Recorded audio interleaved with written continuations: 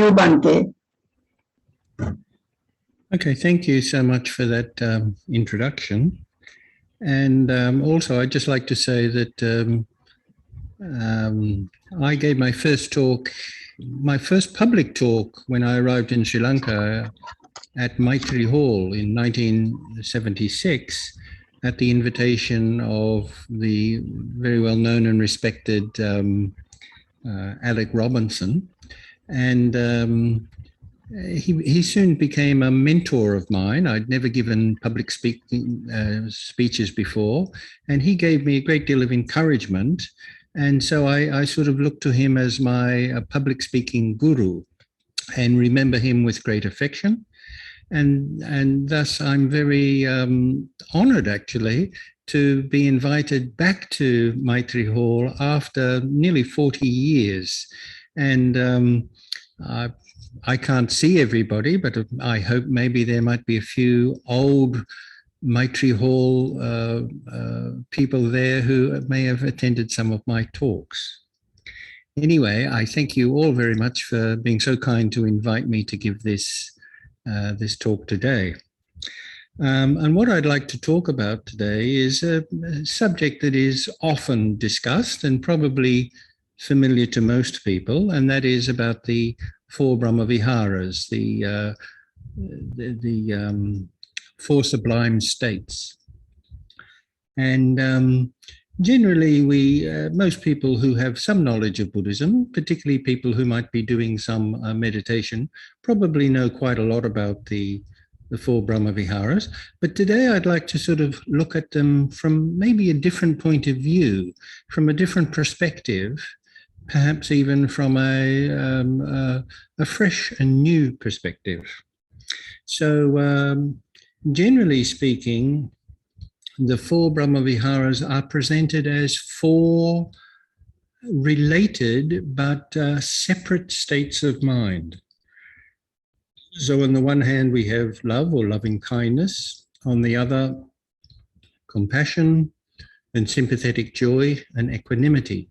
And generally, the idea is that these are three separate but related states of mind.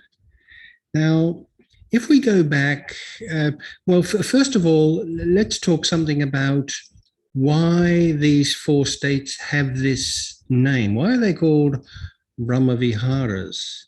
Well, the Vihara part is clear enough. It means a place to abide, a place to live in, a place to nestle in or rest in. So you could say that these are states of mind that the Buddha encouraged us at least to spend some time in, and perhaps the more time we spend in them, the better.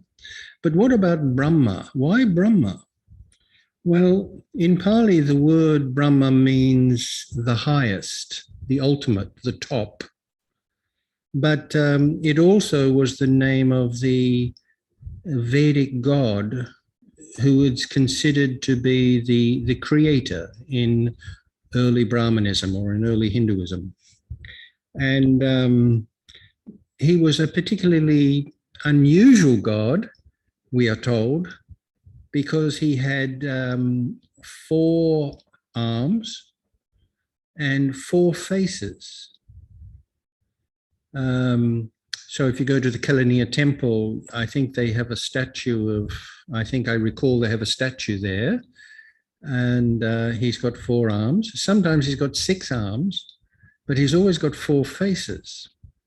And the belief at that time was that Brahma, let's call him God because that's really what he was, that God abided in heaven. And when he saw people who were kindly and loving, he'd look upon them with his face of metta. And when he saw people who were suffering, distressed, in pain, grieving, he would look upon them with his face of compassion. And when he saw people who were rejoicing, he would rejoice with them, he would celebrate with them, and he would look down from his heavenly abode with his mudita face and celebrate with them. And when he encountered people who were nasty, cruel, jealous, spiteful, sinful, evil even, he would not look upon them with a face of anger, wanting to punish them, but he would look upon them with a face of equanimity. So apparently the Buddha thought that he didn't give much credence to the idea of a single creator God. But this idea of looking upon others in four different ways, showing a different face to the different people or the people in different circumstances that you might come into contact with, obviously, apparently, this appealed to the Buddha. And so he, for that reason, he used this name, the godlike states, or the Brahmaviharas. I don't know, but it's possible that some of the other Buddhist teachings could have been taken from the idea that Brahma had four arms too. I'm not sure about that. But actually, when you think of it, having four arms could be very useful, couldn't it? I mean, if you were a dishwasher in a hotel, you'd be able to do your work fantastically. And if you had four arms and you were driving, well, you could pick your nose and adjust the mirror, and it would be wonderful. However, none of us have got four arms and none of us got four faces. Only Brahma has that. So anyway, this is the reason why the Buddha adopted this name, Brahmavihara. Now, my idea is this, that rather, I think it can be interesting and helpful, instead of looking at the four Brahmaviharas as four separate states, rather looking at them as four appropriate ways to respond to the different types of people that we may come into contact with. Okay, so I would say that as we go through life, we meet and react to all different types of people in different ways. But let us look at this. What do we mean by metta or Maitriya? So I think the word love is good enough, but I think the word loving kindness is okay too. But what do we actually mean by love? My feeling is that there are many different types. So we can love our spouse, and we can love our grandparents, and we can love our children. We can even love our pets.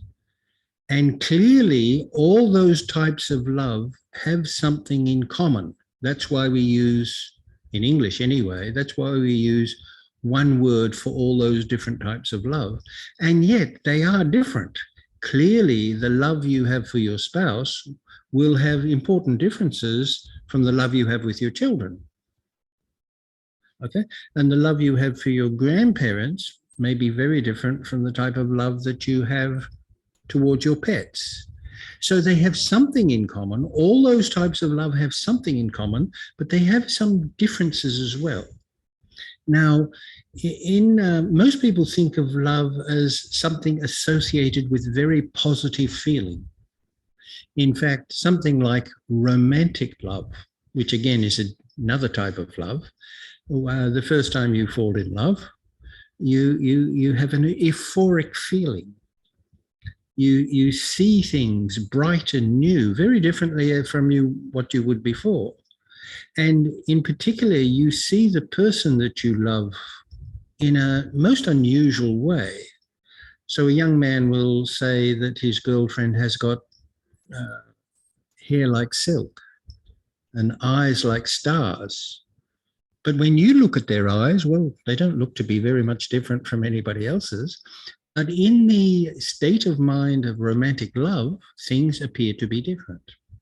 So when the Buddha is talking about metta, what is this quality? What makes this type of love distinct from other types of love?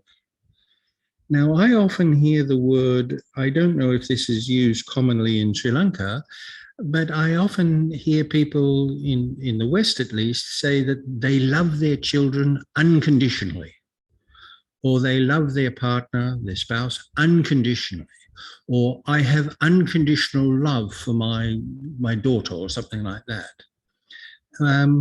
And by this, first of all, I don't think people really know what they mean when they say that. You mean to say you have a type of love that has no conditions. It's not conditioned by anything. And I found that when you put that question to people, they start to hesitate. And of course, from a Buddhist point of view, everything is conditioned, including love. So for metta to arise, certain conditions have to be present. The coming together of those things, and that type of love will arise. Now, I think most people think of love, and certainly the Buddha describes love, metta, as something that has no boundaries. So my feeling is, apamada is the word he uses. So my feeling is that the best way to think of metta is a love that doesn't make important distinctions between people. So, for example, we may like somebody of one particular ethnic group, but not like somebody of another ethnic group. Or we might like somebody who likes us, but have quite different feelings towards somebody who doesn't like us, or whom we think does not approve of us. I think that the biggest quality that makes a particular type of love metta, rather than just other types of love, is that metta tries to treat everybody kindly as much as is possible. Now, if I'm right, I also think that we have to be very careful when we talk about metta. And some people talk about it as if it's an easy thing. It comes naturally. Or as soon as I sit in my pillow and I say, may all beings be well and happy, then my mind is filled with love. But I think that that's a bit of a mistake. My feeling is that metta is a rather rare quality. It takes persistence, time, practice, and even courage to develop metta. Now, one of the things that can help develop metta, of course, is a particular type of bhavana. That could certainly help to develop this. But developing metta is not so easy. So it's very easy when you're sitting in a nice quiet room on your pillow and saying, may all beings be well and happy. And somebody in the next house is mowing their lawn and making a big fuss, making a big noise, disturbing your meditation. And then you may find that you don't have very much metta for them, not right now anyway. So this is what I think, that I think that the best way to respond, the most appropriate way to respond to people who are nice to us is with metta. So metta is the appropriate way to respond to people who are nice to us or who are not threatening to us. Unfortunately, not everybody is like that. Some people are grieving. There's been a tragedy in their family. Or perhaps they're suffering from a prolonged illness. Or perhaps somebody in their family, a loved one, has died. Or perhaps they have some other problem and they are suffering physically or psychologically. Now, the best way, the most appropriate way, the most loving way to respond to such a person is with compassion. Now, you know, in the Christian tradition, we've got the idea that you should love everybody. Now, if we think that love is a positive feeling, then we've got the problem of how do we love our enemy? If we're told that you should love your enemies, does that mean that we have the same feeling towards our spouse or our grandparents or our parents as we have towards an enemy? Is that possible? I just don't think it is. So my feeling is that metta, in the sense of positive feeling towards others, cannot be extended to everybody. I think that when it comes to, we'll talk more about that in a minute, I think the best way to respond to somebody who's suffering is quite different from the way you would respond to somebody who is nice, a friend. So when you meet your friend, you slap him on the back and you say, hello, how are you? And komade, have you had your, let's go and have a drink or whatever it happens to be. But when you encounter somebody who's suffering, do you go up to them and say, oh, Machang, how are you? Of course you don't. Now, your kindness, your metta has to express itself in a different way. And the way it expresses itself is with compassion. You sympathize with that person. Perhaps you put your arm over their shoulder to comfort them. And when they're crying, perhaps you cry with them. You do what you can to soothe and heal their pain. And if you can't do that, you, in a sense, enter into their feelings and feel their pain. So I would say that compassion is the most loving, the most appropriate way to respond to somebody who is suffering. But then not everybody is suffering. Some people have just won the lottery, or they passed their exams, or they just got married. So if you were to then respond to them the same way as you responded with compassion, it would be terrible. It just wouldn't be appropriate. Somebody's just got married and you say to them, oh, I'm so sorry for you. I have sympathy for you. Of course not. Now your feelings have to express themselves in a different way. Now, how do we usually, or how do we sometimes respond to people who have just had a windfall or passed the exam or had some accolade or won a prize? Well, sometimes we can respond quite negatively. Somebody wins the lottery and we say, I hope he chokes on it. How come I didn't win it? I bought a ticket all of the time and he bought one ticket and he won. It's not fair. The most loving, the most appropriate way to respond to somebody who is happy is to be happy for them, to celebrate with them. When I was young, I lived in a small town and there was quite a pretty church there, quite a lovely church. And so when young couples were getting married, they would often have their marriage ceremony in that church, not because they were particularly religious, but because it was a very pretty church and it made a good background for their wedding photographs. And sometimes I would walk past that church on a Saturday or a Sunday, and I would see that there would be a wedding party there. The young couple going into or just coming out or lingering around after the wedding. And I always noticed there were 5 women who were always standing around there watching these weddings. And one day as I walked past, I stopped and just watched the events. And I saw one of these women go up to the bride as she came out of the church and said to her, congratulations, I'm so happy for you.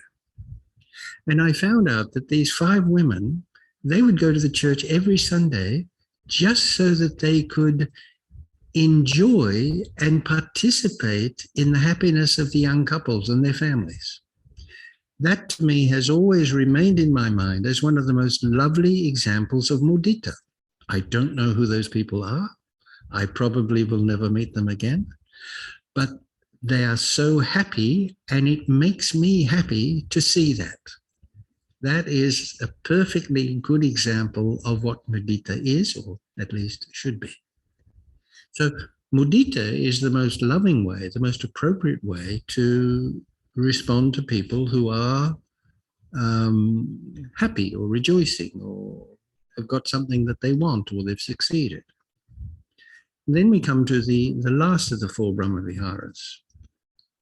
Now, probably the most natural thing in the world is to have negative feeling towards people who have tried to do us harm, or people who don't respect us, or those who perhaps make fun of us behind our back, or treat us badly, or who have done something very bad to us, made our life difficult. It's not easy to like such people. And once again, we have this problem of like what Jesus said, love your enemies.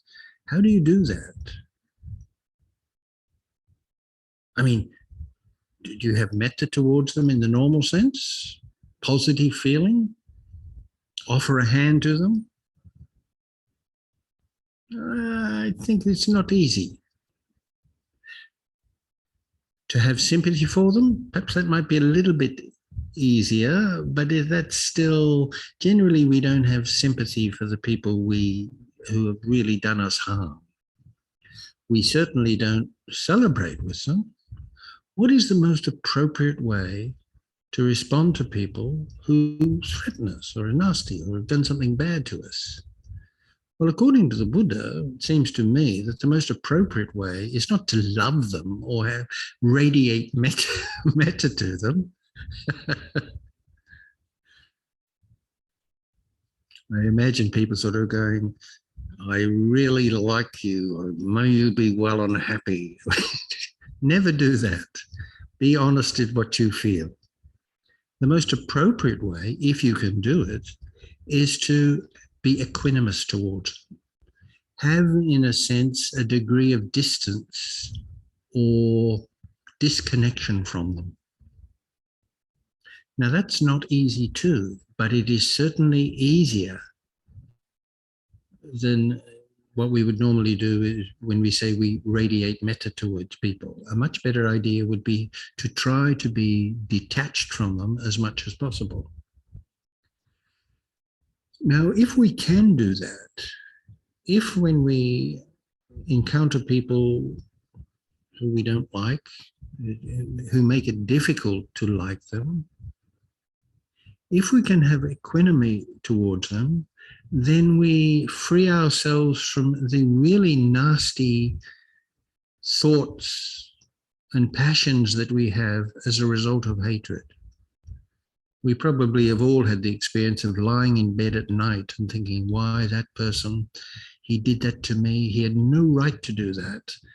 And then we fantasize how that person, we might punish that person or something horrible might happen to them. Okay, and if that does happen, we might really actually rejoice, which is the opposite of mudita. The opposite of mudita is spite. That is, mudita is rejoicing in somebody's success. Spite is rejoicing in somebody's downfall. It's a very nasty, it's a very nasty state of mind, and it's not good for us either. If we can have if we can have mudita towards them, indifference, separation. I have nothing to do with that person. I'm not going to hate him or her. I'm just not going to have anything to do with it. I'm not going to talk about him to others. I'm just going to be indifferent. If you can do that, that may be the beginning of a road, a way to actually metta. How's that? Well, from mudita, we may be able to go to compassion. If we can have mudita, perhaps later in time, we can have compassion towards them. I feel sorry for him. I could have helped him. I could have been a friend, but because of his behavior, he's lost me. I feel sorry for him. And if I don't like him, if he's nasty to me, perhaps he's even nasty to others. What a pity. Not many friends. And if we can have compassion for a person, gradually that might evolve. We might be able to evolve that into metta, where we actually do have loving feelings towards that person. And if we can do that, then we have developed our mind in the way that the Buddha would have liked. Now, the next question is, so I'll just sum up. So rather than seeing the four Brahmaviharas as four distinct and separate states, maybe we can look at them as four ways of responding to different types of people that we come into contact with. The four most skillful ways, if you like, the four most loving ways. Now, the next question is, how do we do that? Well, in actual fact, in the Tipitaka itself, the Buddha doesn't actually describe how to do metta bhavana or Maitriya bhavana. He says that you should radiate metta in this direction, that direction, the other direction, in all directions. But as for the details, the actual practice itself, there is nowhere in the Tipitaka where that is mentioned. For that, we have to go to the commentaries, and particularly the Visuddhimagga. Now, I'm not a great fan of the Visuddhimagga. However, Buddhaghosa's description of how to do Maitriya bhavana or metta bhavana, I think is psychologically very, very insightful. So I'm not going to tell you how to do metta bhavana. What I will do is I'll tell you how I do metta bhavana. Or describe for you how I do my practice. And I can say that having done it for quite a few years now, I found that it really is good for you. And if you persist in it, and particularly if you include other types of meditation, particularly mindfulness meditation and mindfulness of breathing, a combination of this with metta bhavana is, I think, about the best that anybody can do. So this is what I do. First of all, I don't do what I have heard many teachers say you should do. And what is that? Many times I've heard Hamdurus and people who are teaching meditation say, when you're angry, do metta. I think that that is absolutely the wrong time to do metta. When you're angry, what you should be doing is being aware of your anger. If you're really angry and you do, or you try to do metta, you really won't be doing metta. What you'll be doing is you'll be thinking you have metta when in actual fact you're still angry. That's not the way to get rid of your anger. The best time to do metta is when you're not angry. So this is what I do. Nearly every day I have a practice where I sit down and I focus my attention on the breath. Sometimes I count my breath. Sometimes I just notice the breathing. When my attention goes away, and it often does, I patiently and gently bring it back to my breath. And I do that until I feel I'm ready to stop. So that might be 5 minutes, it might be 25 minutes, sometimes it's even longer, sometimes 45, maybe an hour. If it's not working, I don't push it. I try to be realistic. Now, sometimes when I'm doing my metta, sometimes it doesn't work out so well. At other times, it's okay. And occasionally, it's really good. After 10 or 15 minutes, I notice myself descending into a calm and very serene state. I haven't forced it. My practice has just made it arise. And sometimes when that serene and peaceful state becomes rather joyful. And I notice the level of my positive feeling rises. So I'm sitting there and I'm feeling peaceful, joyful, and calm. Now, when that happens, that's when I do metta bhavana. I take my attention from my breath. I focus it on my solar plexus, on my heart. You don't have to do that. I'm just telling you what I do. And then I do the traditional practice of meditation. First of all, I think of myself and I give myself a blessing. May I be well and happy. May I be peaceful and calm. May I be protected from dangers. May I achieve my aspirations. May my mind be free from hatred. May my heart be filled with love. May I be well and happy. And then I do the same thing. I think of somebody who's important to me, somebody whose presence I cherish. And I do the same thing. May I be well and happy. May they be peaceful and calm. May they achieve their aspirations. May they be well and happy. Just the same, the traditional way. Then I think of a neutral person, somebody I come into contact with often, but towards whom I don't have any feeling. I don't like them, I don't dislike them. The neighbor next door, when he sees me or when I see him, I say, oh, hello, but there's nothing else there. I think of such a person, and then I give that blessing to them. And then I think of somebody I don't like. Now, if you're the same as me, and if you're a pretty normal person, chances are there'll be one or two people that you have very strong dislike of. And then quite a lot of other people, you don't have a strong dislike of them, but you just find them irritating. They talk too much. You know, your brother-in-law or your mother-in-law or something, somebody like, or the neighbor who, whenever he sees you, he talks to you all the time and you never get to say anything. He just yap. You're like a demolitia, you know. Oh, he's an annoying person. I keep away from him.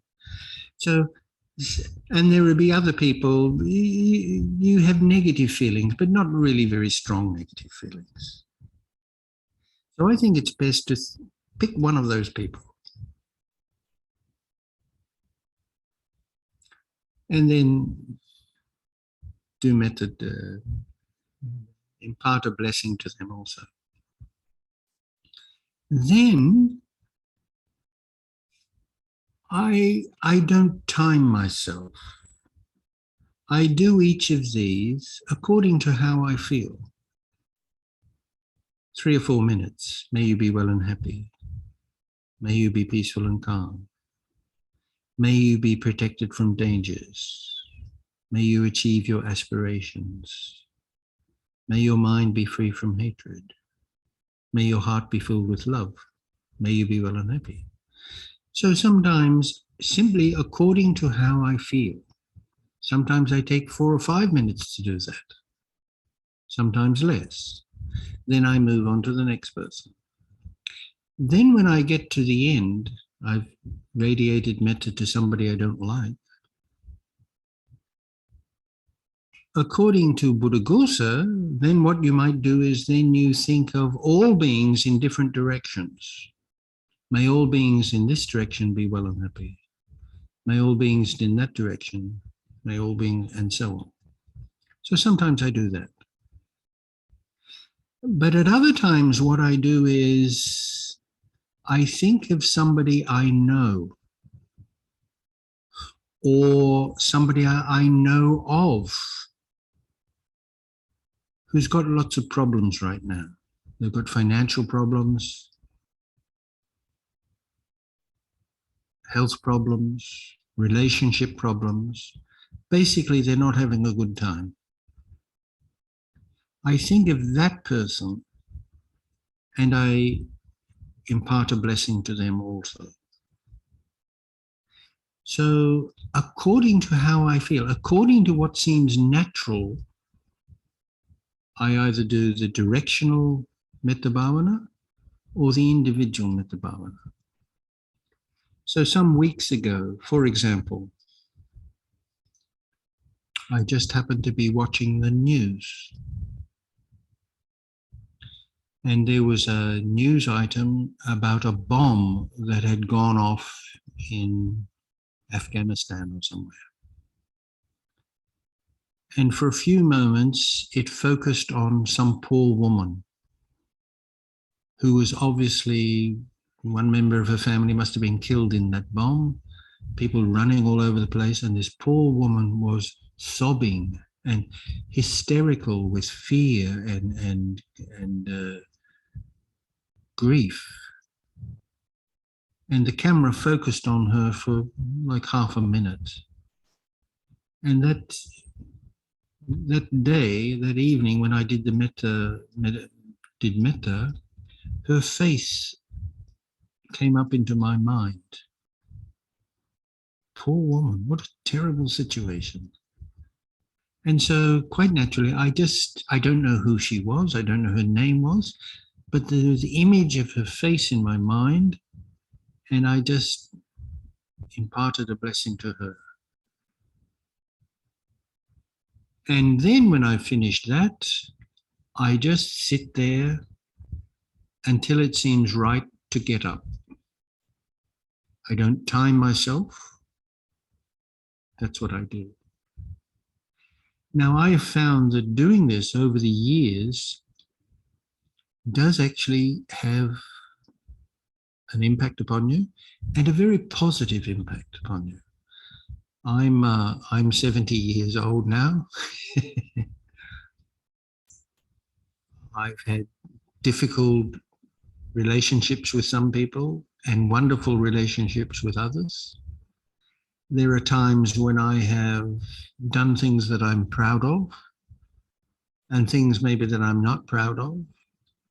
There are times when I've resisted temptation and given into it. So in that sense, I think I'm not very much different from others.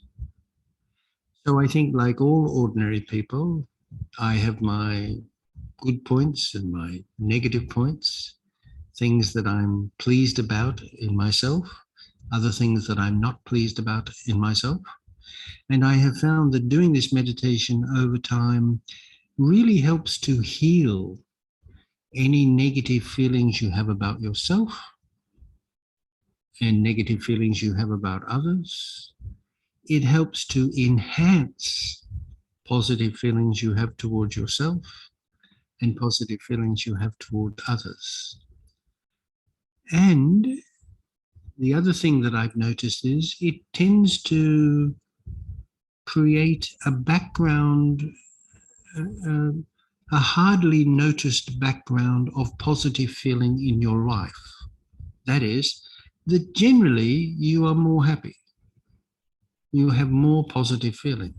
That doesn't mean that you won't have negative feeling sometime, but the general background of your experience is now more positive. And I think that this is one of the reasons why this meditation is so important. It's simple like this.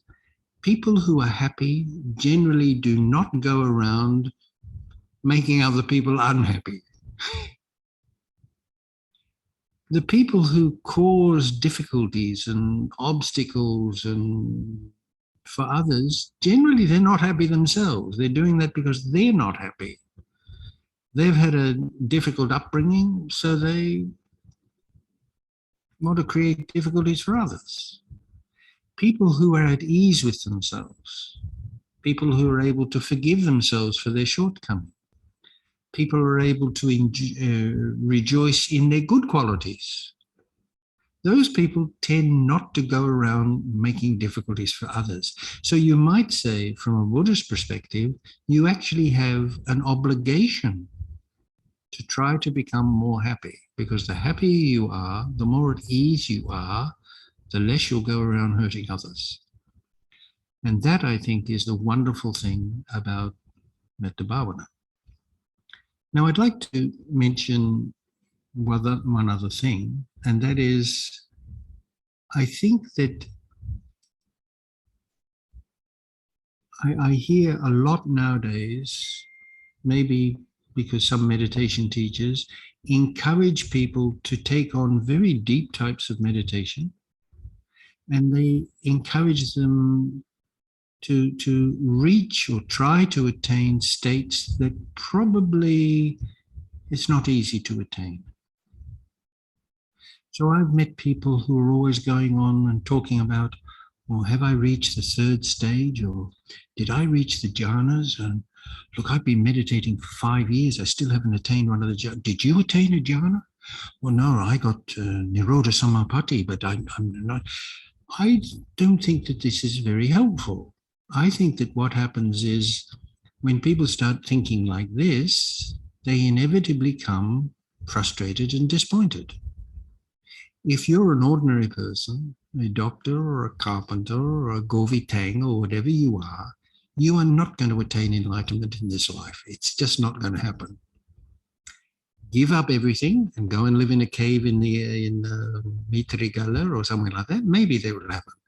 But if you're in the world, it's not going to happen.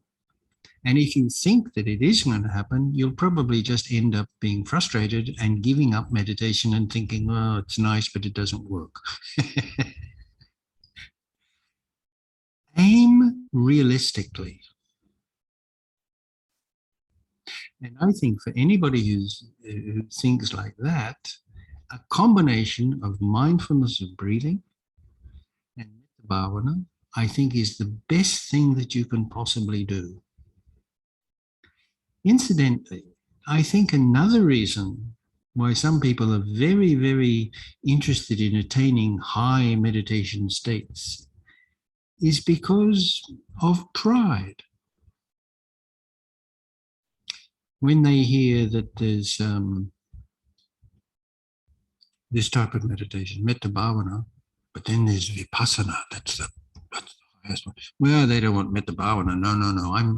I'm too good for that. I'm going to take the Vipassana. I'm going to attain Nirodha Samapatti, probably next weekend. It won't take long.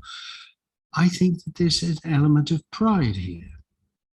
And I think the best thing to keep in mind is, at least in the case of the Buddha, it didn't just take 6 years, it took 60 lifetimes. Okay? If you've got paying off your house, you've got to go to work on Monday, you've got to pay the electric light bills, and then there's your insurance, and then you've got to arrange the marriage for your daughter that's coming up soon. And then with all those worldly concerns, it's not going to be easy. But in a worldly situation, mindfulness of breathing and Metta Bhavana together, yes, definitely. It's one of the best preparations you can have for later in life, or perhaps for the next life, for moving on to something higher, more profound. Now,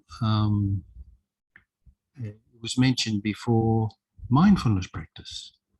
Now, I haven't talked to Venerable Dhammika for quite some time. I think the last time we actually met was in Burma in 1996, I think it was. We have talked once or twice by Zoom, I think, but not very much. So I'm not exactly sure how he presents that. But there are different ways of being mindful. It's clear from the Satipatthana Sutta. You know, if you read the Satipatthana Sutta, it says, he, meaning the meditator, and also she, it doesn't mention she, but it means the person who is meditating, He is mindful as he comes, as he goes, as he stretches out his arm, as he brings his arm back, as he's standing, sitting, lying, eating, being quiet, standing up, going to the toilet.